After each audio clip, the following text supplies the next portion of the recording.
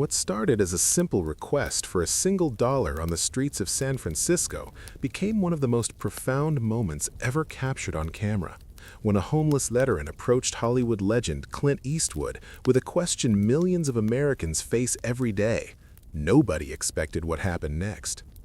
The 94-year-old actor's response was so powerful, so unexpectedly moving, that it didn't just change one man's life, it sparked a nationwide conversation about compassion, dignity, and what it truly means to help someone in need. This is the story of an encounter that began with, "Can you give me a dollar?"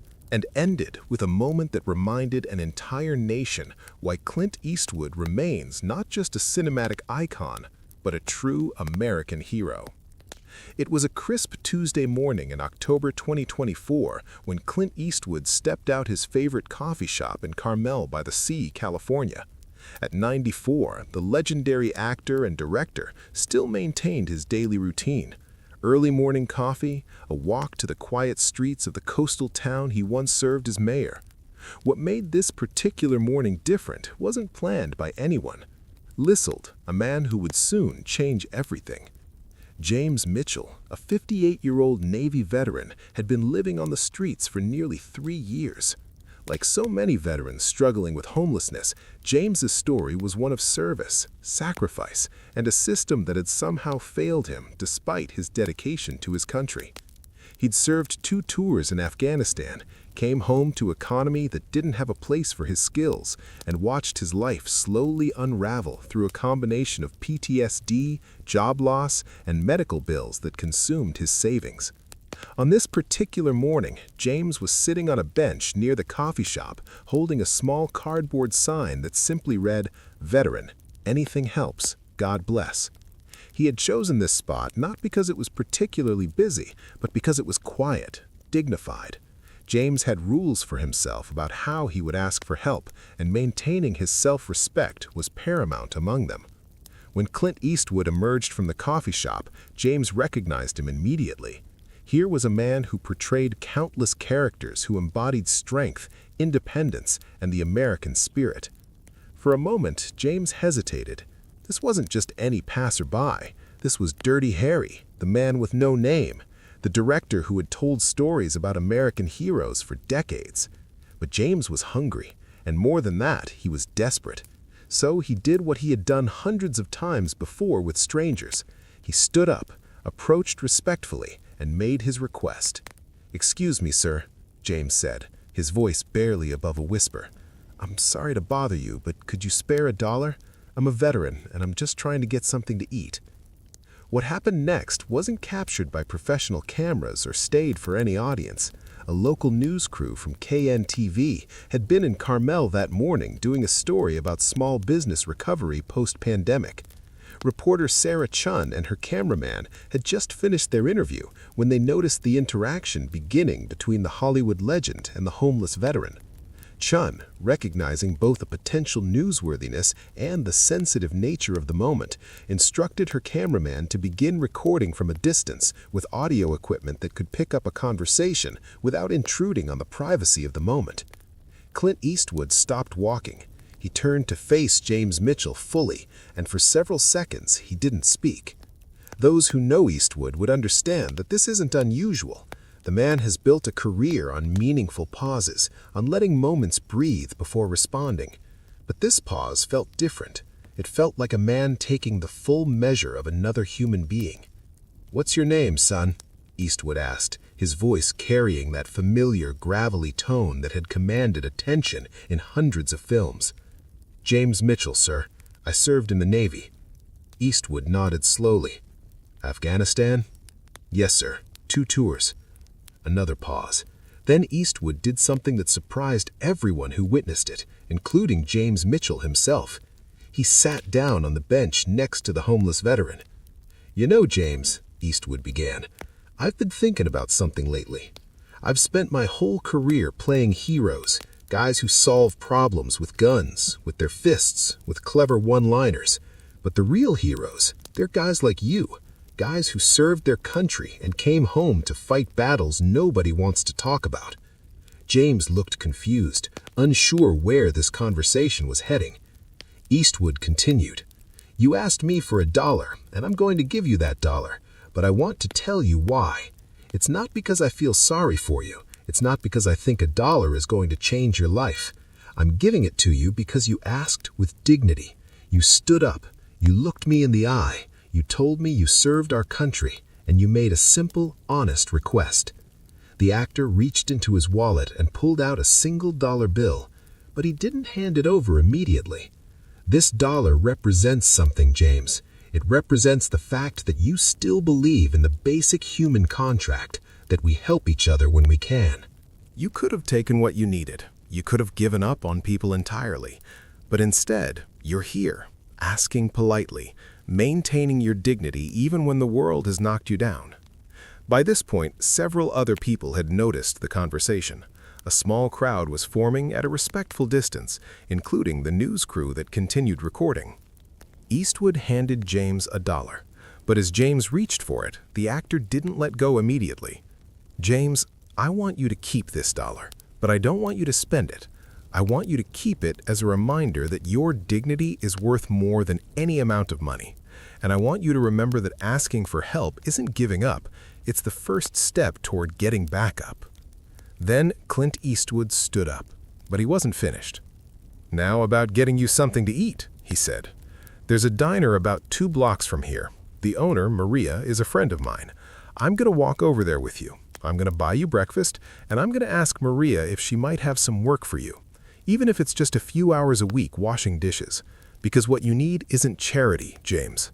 What you need is a chance."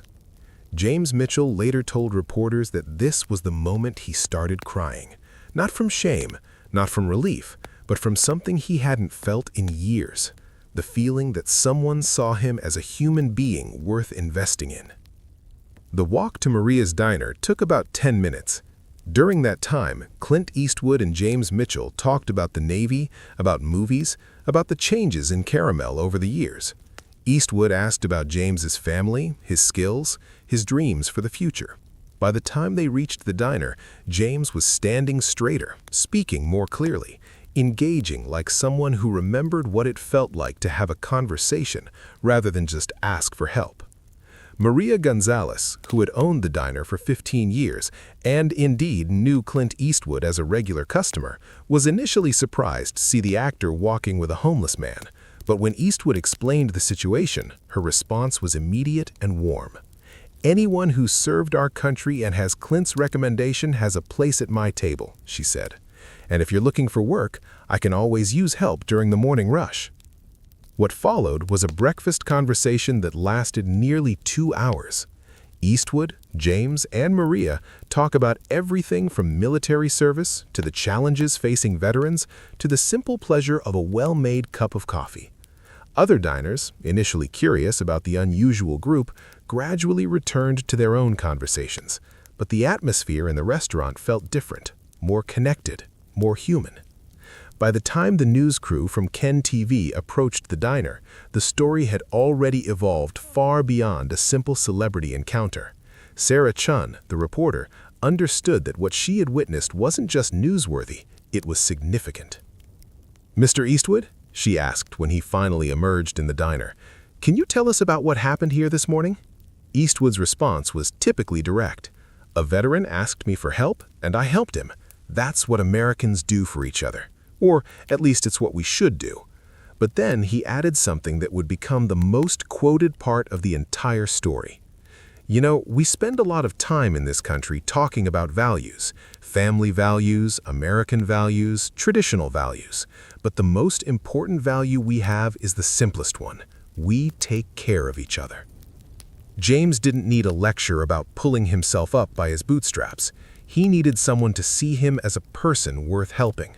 That's not politics. That's not charity. That's just being human. The reporter asked James Mitchell for his perspective.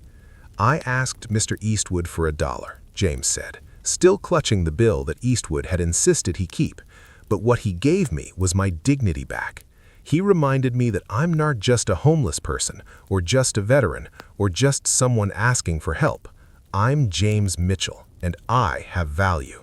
That's worth a lot more than $1. When Ken TV aired the story that evening, they titled it "The Dollar That Changed Everything." The 3-minute segment showed portions of the conversation, the walk to the diner, and interviews with both Eastwood and Mitchell. But what made the story truly powerful wasn't just the celebrity involvement. It was a genuine human connection that viewers could see developing between two men from very different circumstances. The story was picked up by CNN within hours. By the next morning, it had been shared millions of times on social media. Major news networks reached out to interview both men, and the story became a trending topic on every major platform. But the real impact wasn't measured in views or shares.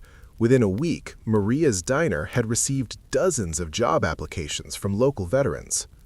A veteran services organization in Karma reported a 300% increase in calls from people offering to volunteer or donate.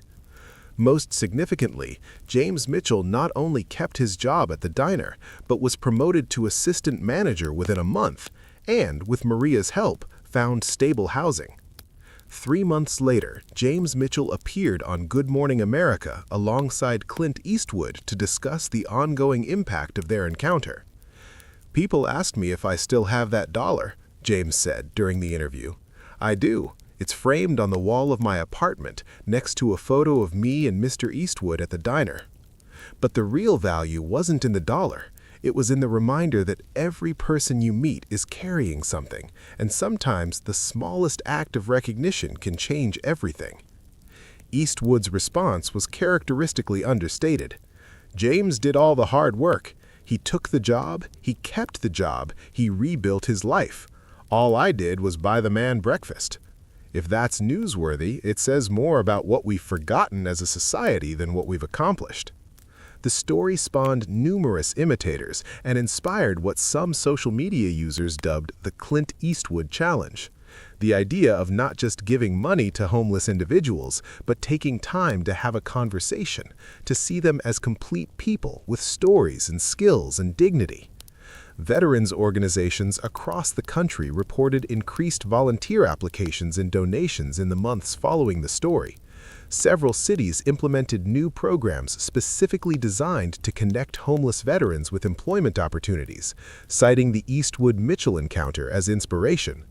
But perhaps the most significant impact was immeasurable. The reminder to millions of Americans that behind every person asking for help is a human being with a story, with dignity, and with potential. In an era of increasing political division and social isolation, the simple act of one man sitting down to have a conversation with another became a powerful example of what's possible when we choose to see each other's humanity. As Clint Eastwood said in a follow-up interview 6 months later, "We don't need grand gestures to change the world. We just need to remember that everyone we meet is fighting a battle we know nothing about. And sometimes the most important thing we can offer isn't money or advice. It's attention, respect, and the simple recognition that they matter." Today, James Mitchell continues to work at Maria's Diner, has maintained stable housing for over 8 months, and volunteers at a local veterans center every weekend. He still carries a dollar bill in his wallet, though it's now accompanied by a business card identifying him as assistant manager at Maria's Diner. Clint Eastwood still gets his coffee at the same shop every morning, still takes his walks through Carmel, but according to local residents, he's never again passed someone asking for help without stopping to have a conversation. The story of a homeless veteran asking for a dollar and receiving his dignity back reminded America that heroes aren't just characters in movies. They're people who choose to see the humanity in others, especially when it would be easier to look away.